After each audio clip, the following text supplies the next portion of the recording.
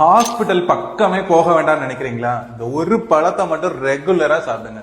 ஆமாங்க, கொய்யாப்பழம்.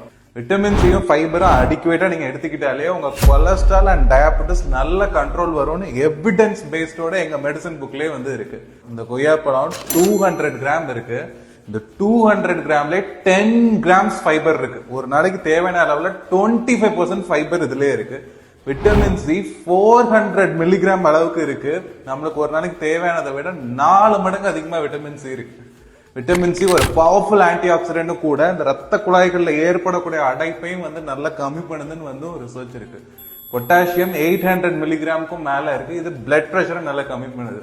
உங்க பிளட் பிரஷர், டயபெட்டிஸ், கொலஸ்ட்ரால் நல்ல கண்ட்ரோலுக்கு வந்தாலே heart attack and stroke risk, kidney problem வர்றதுக்கான வாய்ப்பும் வந்து பெரும் அளவுல கம்மியாகுது. விட்டமின் சி இம்யூனிட்டியும் நல்லா பூஸ்ட் பண்ணுது. இந்த காமன் கோல்டு, மூக்கடைப்பு அதெல்லாம் வராமலே தடுக்குது. கொலாஜன் சிந்தசிஸ் இன்க்ரீஸ் பண்றதுனால ஸ்கின் க்ளோ ஆகி ஒரு ஆன்டி ஏஜிங் பெனிஃபிட்ஸும் இருக்கு. ஃபைபர் அஃப்கோர்ஸ் கான்ஸ்டிபேஷனை ரிலீவ் பண்ணுது. நம்ம கட் ஹெல்த்துக்கும் வந்து ரொம்ப நல்லது. புரோட்டீன், ஒரு முட்டைக்கு ஈக்குவலண்டா புரோட்டீன் 6 கிராம்ஸ் இருக்கு. இது ஒரு லோ கிளைசமிக் இண்டெக்ஸ் ஃபுட் தான். ஸோ டயபெட்டிஸ் பேஷண்ட் ஒரு கொய்யாப்பழம் தாராளமா நீங்க டெய்லி சாப்பிடலாம். இனி வெயிட் பண்றீங்க, போய் கொய்யாப்பழத்தை வாங்கிட்டு வாங்க. டெய்லி ஒரு கொய்யாப்பழத்தை சாப்பிடுங்க. ஹாஸ்பிட்டல் போக வேண்டிய அவசியமே வந்து 99% வந்து கம்மியாயிடும். இன்ஃபர்மேஷன் யூஸ்ஃபுல்லா இருந்தா உங்க ஃப்ரெண்ட்ஸ்க்கு ஷேர் பண்ணுங்க. என்ன ஃபாலோ பண்ண மறந்துடாதீங்க.